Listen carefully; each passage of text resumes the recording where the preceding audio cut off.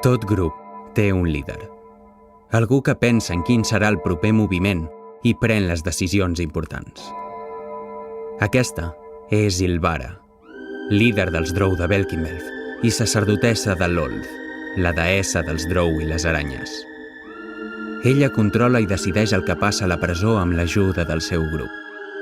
En Shur, el seu segon alt càrrec, l'Asha, un aprenent de sacerdotessa, i en Jorlan, un guerrer experimentat.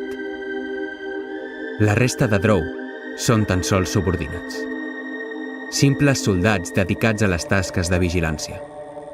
I quan els cal força bruta, recorren als quagots. Aquesta espècie d'ossos humanoides, de grans urpes i pelatge grisós. Uns éssers despiadats i salvatges que s'ajunten amb els Drow en busca d'una simbiosi per la supervivència. No és fàcil viure a l'infrafoscor. Els presoners havien de ser traslladats a Menzoberranzan, la ciutat dels Drow, i un cop allà serien venuts com a esclaus.